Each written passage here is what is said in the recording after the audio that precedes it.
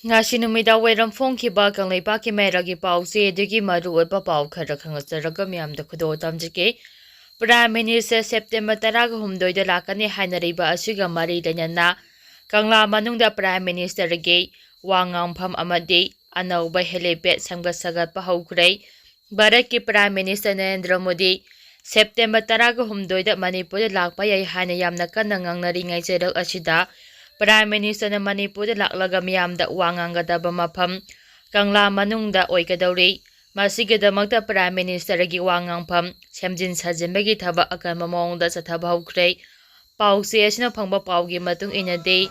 Prime Minister na wangangpham oikadoribase Kangla manunggi Kangla Hall gi mamangda leiba mafam asida oigani. Kangla manungda wangangpham platform ama semnabagidamakta Mamangtha August 13 da mapaldagi team ama Imphal thunglare.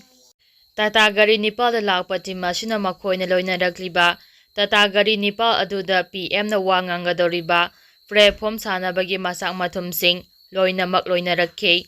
Hauzik platform sabagi thabak tawgadoriba mapalgi team adu Kangla manungda leiriba Kangla Hall gi maning thangba sarukta makhoigi matam kharagi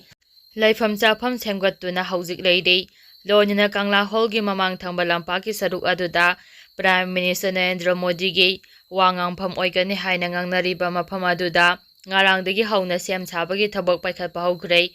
Masi pauche asigi paumina ngasi yengchilubada khangba ngamlakhibani. Prime Minister na Manipur lakani hainariba asiga mari lenana Kangla manungda anauba helipad amasu sengbat sagatpagi thabak hauzik paikhatpa haukhre. Naungna sengbat sagatliba helipad ase Kangla manungda hana leiriba helipad adugi hek makha thangba saruktani. Hauzik anauba helipad asik mapung phana sengbatnabagi thabak yamna kana paikhatle. Loinana Kangla manungda pungkumari gi security gi section thorangi thabaksu paikhatpa ngarangdagi haukhre haire. Panba yabade Prime Minister Narendra Modi na Manipur lakani haina ngangnariba ase lengaki maikhaidagi ngasi phawba official oina laukthokpa leitre. Aduba Prime Minister gi khongchatki mangoinana Kangladagi hauraga Imphal International Airport fawba tidim lambigi nak yeta leiriba awangba building sing masak khangdoklaga ngak sembagi thabak paikhatpa haure amadi lambi paring asida maram chadana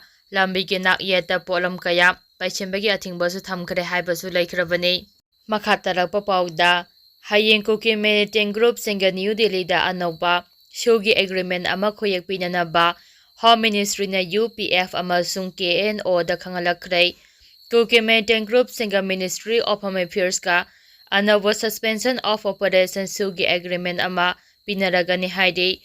The Wire na report orakpagi matung inna United People's Front UPF amasung Cookie National Organization KNO dagi phangba paugi matung inna hayeng September 3 da New Delhi da anauba sugi agreement ama khoyak pinanaba Home Ministry na UPF amasung KNO da khangalakre haire. Adum oinama anauba sugi agreement asida kari yauri haibadudi chap chana phongdokhide haire. Kumja 2019 August 12 da ahanba oina Bharat lengak Manipur lengak amasung UPF amadi KNO ge marakta khoyak pinakhiba sugi agreement adu chai khudingi renew tawduna lakhibani. Agreement asigi matung ina Cookie N3ws singi kadar sing designated camp sing laigadabani amadi makhoigi khulai sing ningthina camp da lok tawduna thamgadabani haina palle. Adubu Manipur lengaki maikhaidagide nakal ahumgi oiba agreement asidagi tokhibadagi kumja 2019 da agreement gi matam loikiba matung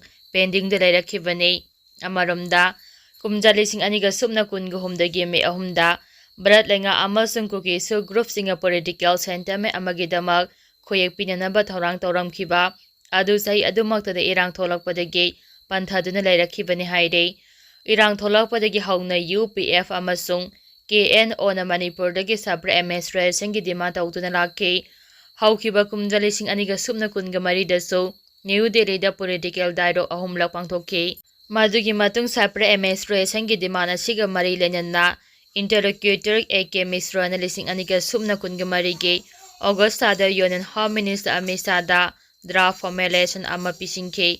Adum oinama Bharat lengang na ngasi phawba official oina madugi pakhom piba leitre. Report asina makha taraduna kumja 2019 da makha tana Bharat ꯂꯩꯉꯥꯛꯅ ꯁꯨꯗ ꯂꯩꯔꯛꯈꯤꯕ ꯀꯨꯀꯤ ꯃꯤꯂꯤꯇꯦꯟꯠ ꯒ꯭ꯔꯨꯞꯁꯤꯡꯒ political dialogue ꯆꯠꯊꯗꯨꯅ ꯂꯥꯛꯈꯤ꯫ ꯀꯨꯀꯤ ꯃꯤꯂꯤꯇꯦꯟꯠꯁꯤꯡꯒꯤ ꯃꯥꯏꯀꯩꯗꯒꯤ separate ꯑꯦꯗꯃꯤꯅꯤꯁꯇ꯭ꯔꯦꯁꯟꯒꯤ demand ꯍꯦꯟꯅ ꯀꯟꯁꯤꯜꯂꯛꯈꯤ꯫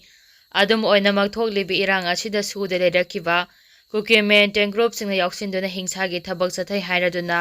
ꯀꯨꯀꯤ ꯃꯤꯂꯤꯇꯦꯟꯠ ꯒ꯭ꯔꯨꯞꯁꯤꯡꯒꯤ separate ꯑꯦꯗꯃꯤꯅꯤꯁꯇ꯭ꯔꯦꯁꯟꯒꯤ demand ꯌꯥꯔꯣꯏ ꯑꯃꯁꯨꯡ ꯁꯨ agreement ꯍꯟꯗꯣꯛꯀꯗꯕꯅꯤ ꯍꯥꯏꯅ ꯃꯩꯇꯩ ꯑꯃꯁꯨꯡ ꯅꯥꯒꯥꯒꯤ ꯌꯥꯎꯅ ꯇꯣꯉꯥꯟ ꯇꯣꯉꯥꯟꯕ CSOꯁꯤꯡꯅ ꯚꯥꯔꯠ ꯂꯩꯉꯥꯛꯇ ꯇꯛꯁꯤꯟꯗꯨꯅ ꯂꯥꯛꯈꯤꯕꯅꯤ ꯍꯥꯏꯔꯤ꯫ ꯃꯈꯥ ꯇꯥꯔꯛꯄ ꯑꯣꯏꯅ ꯀꯪꯂꯥ ꯄꯥꯎꯗꯒꯤ ꯃꯔꯨꯑꯣꯏꯕ ꯄꯥꯎ ꯈꯔ ꯈꯪꯍꯟꯖꯔꯒ ꯃꯤꯌꯥꯝꯗ ꯈꯨꯗꯣꯜ ꯇꯝꯖꯒꯦ꯫ ꯔꯤꯝꯁꯇ BP ꯁ꯭ꯇꯔꯣꯛ ꯇꯧꯕꯗꯒꯤ ꯂꯩꯀꯠꯅꯅꯕ ꯄꯨꯈꯠꯂꯛꯈꯤꯕ ꯑꯃ ꯍꯣꯁꯄꯤꯇꯥꯜꯅ ꯊꯧꯁꯥꯗꯕꯗꯒꯤ ꯂꯩꯈꯤꯗ꯭ꯔꯦ꯫ ꯏꯔꯥꯡ ꯊꯣꯛꯈ꯭ꯔꯦ꯫ ꯍꯧꯈꯤꯕ ꯑꯣꯒꯁꯠ 31 ꯅꯣꯡꯃꯥꯏꯖꯤꯡ ꯅꯨꯃꯤꯠꯀꯤ ꯑꯌꯨꯛꯇ BP ꯁ꯭ꯇꯔꯣꯛ ꯇꯧꯕꯗꯒꯤ ꯔꯤꯝꯁ ꯍꯣꯁꯄꯤꯇꯥꯜꯗ ꯂꯩꯀꯠꯅꯅꯕ ꯄꯨꯈꯠꯂꯛꯈꯤꯕ ꯑꯃ ꯉꯔꯥꯡ ꯑꯍꯤꯡ ꯂꯩꯀꯠꯅꯕ ꯉꯝꯗꯅ ꯂꯩꯈꯤꯗ꯭ꯔꯦ꯫ ꯏꯃꯨꯡ ꯃꯅꯨꯡꯒꯤ ꯃꯥꯏꯀꯩꯗꯒꯤꯗꯤ ꯑꯅꯥꯕ ꯑꯗꯨ ꯍꯣꯁꯄꯤꯇꯥꯜꯒꯤ ꯃꯥꯏꯀꯩꯗꯒꯤ ꯃꯇꯝ ꯆꯥꯅ ꯇ꯭ꯔꯤꯠꯃꯦꯟꯠ ꯆꯠꯊꯗꯕꯗꯒꯤ ꯂꯩꯈꯤꯗꯕꯅꯤ꯫ ꯃꯔꯝ ꯑꯗꯨꯅ ꯊꯧꯗꯣꯛ ꯑꯁꯤꯒꯤ ꯃꯇꯥꯡꯗ ꯍꯣꯁꯄꯤꯇꯥꯜꯒꯤ ꯁꯨꯄꯔꯤꯟꯇꯦꯟꯗꯦꯟꯠ ꯌꯥꯎꯅ ꯃꯔꯤ ꯂꯩꯅꯕꯁꯤꯡꯒ ꯋꯥꯔꯤ ꯁꯥꯅꯗꯨꯅ ꯌꯥꯁꯤꯟꯅꯕ ꯑꯃ ꯄꯨꯔꯛꯇ꯭ꯔꯤꯕ ꯐꯥꯎꯕ ꯑꯁꯤꯕ ꯍꯛꯆꯥꯡ ꯂꯧꯈꯤꯔꯣꯏ ꯍꯥꯏꯅ ꯃꯤꯁꯤ ꯑꯁꯤꯒ ꯃꯔꯤ ꯂꯩꯅꯅ ꯁꯦꯝꯈꯤꯕ JACꯒꯤ ꯃꯥꯏꯀꯩꯗꯒꯤ ꯐꯣꯡꯗꯣꯛꯈ꯭ꯔꯦ꯫ ꯂꯥꯏꯕꯛ ꯊꯤꯕ ꯊꯧꯗꯣꯛ ꯑꯗꯨꯗ ꯂꯩꯈꯤꯗ꯭ꯔꯕ ꯃꯤꯑꯣꯏ ꯑꯗꯨꯒꯤ ꯃꯃꯤꯡꯅ ꯌꯦꯡꯈꯣꯝ ꯀꯦꯁꯣ ꯆꯍꯤ 83 ꯀꯧꯏ꯫ ꯏꯝꯐꯥꯜ ꯏꯁꯀꯤ ꯁꯦꯛꯇꯥ ꯃꯌꯥꯏ ꯂꯩꯀꯥꯏꯗꯒꯤꯅꯤ꯫ ꯊꯧꯗꯣꯛ ꯑꯁꯤꯒꯤ ꯃꯇꯥꯡꯗ JACꯒꯤ ꯀꯟꯚꯦꯅꯔ ꯌꯦꯡꯈꯣꯝ ꯅꯣꯏꯅꯣꯏ ꯁꯅꯥꯅ ꯍꯥꯏꯈꯤꯕꯗ ꯌꯦꯡꯈꯣꯝ ꯀꯦꯁꯣ ꯍꯧꯈꯤꯕ ꯑꯣꯒꯁꯠ 31ꯒꯤ ꯑꯌꯨꯛ ꯄꯨꯡ 10:30 ꯈꯔ ꯍꯦꯜꯂꯛꯄꯗ BP ꯁ꯭ꯇꯔꯣꯛ ꯇꯧꯕꯗꯒꯤ ꯍꯣꯁꯄꯤꯇꯥꯜ ꯑꯁꯤꯗ ꯂꯩꯀꯠꯅꯅꯕ ꯄꯨꯈꯠꯂꯛꯈꯤꯕꯅꯤ꯫ ꯍꯣꯁꯄꯤꯇꯥꯜ ꯌꯧꯔꯒ ꯂꯩꯀꯠꯅꯔꯒ ꯍꯤꯡꯒꯅꯤ ꯍꯥꯏꯕꯒꯤ ꯑꯁꯥꯗ ꯂꯥꯛꯈ꯭ꯔꯕꯁꯨ ꯍꯣꯁꯄꯤꯇꯥꯜ ꯌꯧꯕꯒ ꯅꯨꯃꯤꯠ ꯑꯗꯨꯗ ꯗ꯭ꯌꯨꯇꯤ ꯇꯥꯔꯝꯕ ꯅꯔꯁ ꯑꯍꯨꯝꯅ ꯅꯨꯃꯤꯠ ꯑꯗꯨ ꯅꯣꯡꯃꯥꯏꯖꯤꯡ ꯅꯨꯃꯤꯠ ꯑꯣꯏꯕꯅ ꯗꯣꯛꯇꯔ ꯂꯩꯇꯦ ꯍꯥꯏꯅ ꯂꯥꯌꯦꯡꯕꯤꯈꯤꯗꯦ꯫ ꯏꯃꯨꯡ ꯃꯅꯨꯡꯒꯤ ꯃꯥꯏꯀꯩꯗꯒꯤ ꯐꯅ ꯄ꯭ꯔꯦꯁꯔ ꯇꯧꯔꯕꯁꯨ ꯃꯊꯛ ꯊꯣꯡꯕꯁꯤꯡꯗꯒꯤ ꯄꯥꯎ ꯂꯧꯕ ꯉꯝꯂꯣꯏ ꯍꯥꯏꯅ ꯑꯅꯥꯕ ꯑꯗꯨ ꯀꯔꯤꯃꯠꯇ ꯂꯥꯌꯦꯡꯗꯅ ꯍꯨꯟꯗꯣꯛꯇꯨꯅ ꯊꯝꯈꯤ꯫ ꯉꯔꯥꯡ ꯅꯤꯡꯊꯧꯀꯥꯕ ꯅꯨꯃꯤꯠꯇꯁꯨ ꯑꯅꯥꯕ ꯑꯗꯨꯒꯤ ꯐꯤꯚꯝ ꯂꯨꯅ ꯂꯩꯕꯅ ꯃꯔꯝ ꯑꯣꯏꯔꯒ ꯗꯣꯛꯇꯔꯒꯤ ꯃꯥꯏꯀꯩꯗꯒꯤ ICUꯗ ꯑꯦꯗꯃꯤꯠ ꯇꯧꯅꯕ ꯍꯥꯏꯔꯕꯁꯨ ꯍꯣꯁꯄꯤꯇꯥꯜ ꯑꯣꯊꯣꯔꯤꯇꯤꯒꯤ ꯃꯥꯏꯀꯩꯗꯒꯤ ICUꯗ ꯕꯦꯗ ꯑꯍꯥꯡꯕ ꯂꯩꯇꯦ ꯍꯥꯏꯅ ꯑꯦꯗꯃꯤꯠ ꯇꯧꯍꯟꯈꯤꯗꯦ꯫ ꯑꯅꯥꯕ ꯑꯁꯤꯒꯤ CT ꯁ꯭ꯀꯦꯟ ꯂꯧꯅꯕꯅꯤ ꯍꯥꯏꯗꯨꯅ ꯑꯌꯨꯛ ꯄꯨꯡ 10:30 ꯇꯥꯕꯗꯒꯤ ꯅꯨꯡꯊꯤꯜ ꯄꯨꯡ 2:30 ꯍꯦꯜꯂꯕ ꯐꯥꯎꯕ CT ꯁ꯭ꯀꯦꯟ ꯂꯧꯐꯝꯒꯤ ꯒꯦꯠ ꯃꯌꯥꯗ ꯊꯝꯈꯤ꯫ ꯑꯅꯥꯕꯒꯤ ꯑꯣꯏꯔꯤꯕ ꯐꯤꯚꯝ ꯑꯗꯨ ꯀꯔꯤꯃꯠꯇ ꯁꯤꯔꯤꯌꯁ ꯑꯣꯏꯅ ꯂꯧꯈꯤꯗꯦ꯫ ꯅꯣꯡꯃꯥꯏꯖꯤꯡ ꯅꯨꯃꯤꯠꯇ ꯗꯣꯛꯇꯔ ꯂꯩꯇꯦ ꯂꯥꯌꯦꯡꯕ ꯉꯝꯂꯣꯏ ꯍꯥꯏꯔꯤꯕꯁꯤ ꯅꯣꯡꯃꯥꯏꯖꯤꯡ ꯅꯨꯃꯤꯠꯇ ꯄꯨꯈꯠꯂꯛꯄ ꯄꯦꯁꯦꯟꯠ ꯈꯨꯗꯤꯡꯃꯛ ꯂꯣꯏꯅ ꯍꯥꯠꯀꯗꯧꯔꯤꯕ꯭ꯔꯥ? ꯔꯤꯝꯁ ꯍꯣꯁꯄꯤꯇꯥꯜ ꯑꯁꯤ ꯂꯩꯇ ꯂꯥꯏꯔꯁꯤꯡꯒꯤꯗꯤ ꯁꯔꯨꯛ ꯌꯥꯎꯗ꯭ꯔꯕ꯭ꯔꯥ ꯍꯥꯏꯅ ꯄꯦꯟꯗꯕ ꯋꯥꯐꯝ ꯀꯌꯥ ꯐꯣꯡꯗꯣꯛꯈꯤ꯫ ꯂꯣꯏꯅꯅ ꯅꯣꯡꯃꯥꯏꯖꯤꯡ ꯅꯨꯃꯤꯠꯇ ꯂꯩꯈꯤꯗ꯭ꯔꯕ ꯀꯦꯁꯣ ꯂꯥꯌꯦꯡꯕ ꯄꯨꯈꯠꯂꯛꯈꯤꯕ ꯑꯗꯨꯗ ꯃꯊꯛ ꯊꯣꯡꯕꯁꯤꯡꯒꯤ ꯄꯥꯎ ꯂꯧꯕ ꯉꯝꯂꯣꯏ, ꯗꯣꯛꯇꯔ ꯂꯩꯇꯦ ꯂꯥꯌꯦꯡꯕ ꯉꯝꯂꯣꯏ ꯍꯥꯏꯔꯛꯈꯤꯕ ꯅꯔꯁ ꯑꯍꯨꯝ ꯑꯗꯨ ꯌꯥꯎꯅ ꯃꯔꯤ ꯂꯩꯅꯕ ꯗꯣꯛꯇꯔ ꯑꯃꯁꯨꯡ ꯍꯣꯁꯄꯤꯇꯥꯜꯒꯤ ꯃꯦꯗꯤꯀꯦꯜ ꯁꯨꯄꯔꯤꯟꯇꯦꯟꯗꯦꯟꯠꯒ ꯋꯥꯔꯤ ꯁꯥꯅꯗꯨꯅ ꯂꯩꯈꯥꯏ ꯇꯥꯗ꯭ꯔꯤꯕ ꯐꯥꯎꯕꯗꯤ ꯑꯁꯤꯕ ꯍꯛꯆꯥꯡ ꯂꯧꯈꯤꯔꯣꯏ ꯍꯥꯏꯔꯤ꯫ ꯃꯈꯥ ꯇꯥꯔꯛꯄ ꯄꯥꯎꯗ ꯇꯦꯡꯅꯧꯄꯜꯒꯤ ꯁꯤꯇꯥ ꯒꯚꯔꯟꯃꯦꯟꯠ ꯍꯥꯏ ꯁ꯭ꯀꯨꯜꯒꯤ ꯃꯍꯩꯔꯣꯏ 50 ꯅꯥꯔꯛꯄꯗꯒꯤ ꯁ꯭ꯀꯨꯜ ꯊꯣꯡ ꯂꯣꯟꯈ꯭ꯔꯦ꯫ ꯇꯤꯆꯔꯁ ꯗꯦ ꯌꯩꯊꯣꯛꯈ꯭ꯔꯦ꯫ ꯍꯧꯈꯤꯕ ꯆꯌꯣꯜ ꯑꯃꯔꯣꯝꯒꯤ ꯃꯇꯝ ꯑꯁꯤꯗ ꯃꯅꯤꯄꯨꯔꯒꯤ ꯕꯣꯔꯗꯔ ꯗꯤꯁꯇ꯭ꯔꯤꯛꯠ ꯑꯃ ꯑꯣꯏꯔꯤꯕ ꯇꯦꯡꯅꯧꯄꯜ ꯗꯤꯁꯇ꯭ꯔꯤꯛꯇ ꯂꯩꯔꯤꯕ ꯁꯤꯇꯥ ꯒꯚꯔꯟꯃꯦꯟꯠ ꯍꯥꯏ ꯁ꯭ꯀꯨꯜꯒꯤ ꯃꯍꯩꯔꯣꯏ 50 ꯔꯣꯝ ꯂꯥꯏꯑꯣꯡ ꯈꯪꯗꯕ ꯂꯩꯅꯥꯅ ꯅꯥꯔꯛꯄꯗꯒꯤ ꯁ꯭ꯀꯨꯜ ꯑꯣꯊꯣꯔꯤꯇꯤꯒꯤ ꯃꯥꯏꯀꯩꯗꯒꯤ ꯃꯇꯝ ꯀꯛꯇꯅ ꯁ꯭ꯀꯨꯜ ꯊꯤꯡꯖꯤꯟꯈ꯭ꯔꯦ꯫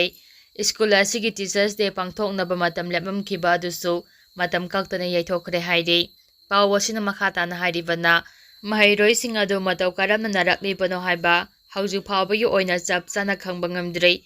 ꯑꯗꯨꯕꯨ ꯃꯍꯩꯔꯣꯏꯁꯤꯡ ꯑꯗꯨ ꯁꯤꯖꯅꯦꯜ ꯚꯥꯏꯔꯦꯜ ꯏꯟꯐꯦꯛꯁꯟ, ꯇꯥꯏꯐꯣꯏꯗ ꯅꯠꯇ꯭ꯔꯒ ꯀꯥꯡꯗꯒꯤ ꯄꯣꯛꯄ ꯂꯩꯅꯥꯁꯤꯡꯅ ꯑꯣꯏꯔꯝꯕ ꯌꯥꯏ ꯍꯥꯏꯅ ꯆꯤꯡꯅꯔꯤ꯫ ꯄꯥꯛ ꯁꯟꯅ ꯑꯉꯥꯡꯁꯤꯡꯅ ꯂꯥꯏꯑꯣꯡ ꯈꯪꯗꯕ ꯂꯩꯅꯥ ꯅꯥꯔꯛꯄ ꯑꯁꯤꯅ ꯃꯍꯩꯔꯣꯏꯁꯤꯡꯒꯤ ꯃꯃꯥ ꯃꯄꯥꯁꯤꯡꯗ ꯅꯠꯇꯅ ꯈꯨꯜꯒꯤ ꯃꯤꯑꯣꯏꯁꯤꯡꯁꯨ ꯃꯤꯄꯥꯏꯕ ꯄꯣꯛꯅꯔꯦ꯫ ꯃꯈꯥ ꯇꯥꯔꯛꯄ ꯄꯥꯎꯗ ꯃꯩꯇꯩꯁꯤꯡꯗ ꯀꯥꯟꯅꯅꯕꯅꯤ ꯍꯥꯏꯗꯨꯅ N3ws ꯍꯥꯡꯗꯣꯛꯄ ꯀꯨꯀꯤꯖꯣ ꯀꯥꯎꯟꯁꯤꯜꯅ ꯌꯥꯈꯤꯗ꯭ꯔꯦ꯫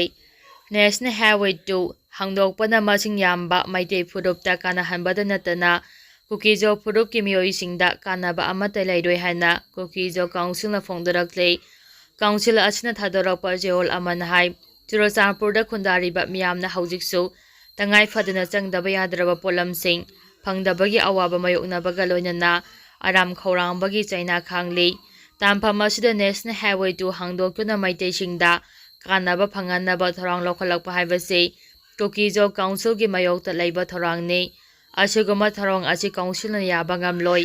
ꯁꯥꯡꯂꯕ ꯃꯇꯝ ꯀꯌꯥꯃꯔꯨꯝ ꯆꯨꯔꯆꯥꯟꯄꯨꯔꯒꯤ ꯃꯤꯌꯥꯝꯅ ꯒ꯭ꯌꯥꯁ ꯁꯤꯂꯤꯟꯗꯔ ꯂꯧꯅꯕ ꯍꯣꯠꯅꯕꯗ ꯑꯋꯥꯕ ꯀꯌꯥ ꯃꯥꯌꯣꯛꯅꯗꯨꯅ ꯂꯥꯛꯂꯤ꯫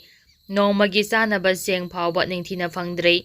ꯅꯦꯁꯅꯦꯜ ꯍꯥꯏꯋꯦ 2ꯗ ꯂꯣꯅ ꯌꯥꯗꯕ ꯃꯑꯣꯡꯗ ꯃꯤꯑꯣꯏ ꯈꯔꯅ ꯇꯦꯛꯁ ꯈꯣꯝꯒꯠꯄꯒꯤ ꯊꯧꯑꯣꯡ ꯆꯠꯊꯔꯤ꯫ ꯂꯩꯉꯥꯛꯅ ꯑꯁꯤꯒꯨꯝꯕ ꯇꯦꯛꯁ ꯈꯣꯝꯒꯠꯂꯤꯕ ꯃꯤꯑꯣꯏꯁꯤꯡ ꯑꯁꯤꯒꯤ ꯃꯊꯛꯇ ꯑꯀꯟꯕ ꯃꯤꯠꯌꯦꯡ ꯆꯪꯗ꯭ꯔꯕꯗꯤ ꯍꯥꯏꯋꯦ ꯍꯥꯡꯗꯣꯛꯄꯒꯤ ꯀꯥꯟꯅꯕ ꯂꯩꯔꯣꯏ꯫ ꯍꯥꯏꯋꯦ ꯑꯁꯤ ꯊꯤꯡꯈꯤꯕꯗꯒꯤ ꯆꯨꯔꯆꯥꯟꯄꯨꯔ ꯗꯤꯁꯇ꯭ꯔꯤꯛꯇ ꯂꯩꯔꯤꯕ ꯃꯤꯑꯣꯏꯁꯤꯡꯗ ꯀꯥꯟꯅꯕ ꯈꯔ ꯐꯪꯍꯜꯂꯦ ꯍꯥꯏꯅ ꯄꯜꯂꯗꯨꯅ ꯆꯦꯌꯣꯜ ꯑꯁꯤꯅ ꯍꯥꯏ꯫ ꯇꯝꯄꯥꯛꯇ ꯂꯩꯔꯤꯕ ꯑꯦꯟꯇꯤ ꯁꯣꯁꯤꯌꯦꯜ ꯑꯦꯂꯤꯃꯦꯟꯠꯁꯤꯡꯗ ꯐꯨꯗ ꯀꯣꯔꯄꯣꯔꯦꯁꯟ ꯑꯣꯐ ꯏꯟꯗꯤꯌꯥ (FCIꯒꯤ ꯆꯥꯛꯊꯨꯡ ꯆꯥꯗ ꯀꯨꯟꯂꯣꯝ ꯇꯝꯄꯥꯛꯀꯤ ꯂꯝꯗꯝꯗ ꯅꯝꯗꯨꯅ ꯄꯨꯊꯣꯛꯂꯕ ꯑꯗꯨ ꯍꯧꯖꯤꯛꯇꯤ ꯃꯤꯖꯣꯔꯥꯝ ꯐꯥꯎꯔꯒ ꯄꯕ꯭ꯂꯤꯛ ꯗꯤꯁꯇ꯭ꯔꯤꯕ꯭ꯌꯨꯁꯟ ꯁꯤꯁꯇꯦꯝꯒꯤ ꯄꯣꯠꯂꯝꯁꯤꯡ ꯄꯨꯁꯤꯜꯂꯛꯂꯤꯕꯅꯤꯅ ꯆꯨꯔꯆꯥꯟꯄꯨꯔ ꯗꯤꯁꯇ꯭ꯔꯤꯛꯀꯤ ꯃꯤꯌꯥꯝꯗ ꯃꯄꯨꯡ ꯐꯥꯅ ꯐꯪꯍꯟꯕ ꯉꯝꯂꯦ꯫ ꯃꯇꯝ ꯁꯥꯡꯅ ꯆꯠꯊꯔꯛꯂꯤꯕ ꯑꯃꯣꯠꯄ ꯊꯧꯑꯣꯡ ꯑꯗꯨ ꯊꯤꯡꯗ꯭ꯔꯤꯉꯩꯗ ꯅꯦꯁꯅꯦꯜ ꯍꯥꯏꯋꯦ ꯍꯥꯡꯗꯣꯛꯂꯕꯗꯤ ꯇꯝꯄꯥꯛꯇ ꯈꯨꯟꯗꯥꯔꯤꯕ ꯃꯁꯤꯡ ꯌꯥꯝꯕ ꯃꯩꯇꯩꯁꯤꯡꯗ ꯍꯦꯟꯅ ꯀꯥꯟꯅꯕ ꯄꯤꯕ ꯑꯣꯏꯅ ꯊꯣꯛꯀꯅꯤ ꯍꯥꯏꯅ ꯀꯨꯀꯤꯖꯣ ꯀꯥꯎꯟꯁꯤꯜꯒꯤ ꯆꯦꯔꯣꯜ ꯑꯁꯤꯅ ꯐꯣꯡꯗꯣꯔꯛꯂꯤ꯫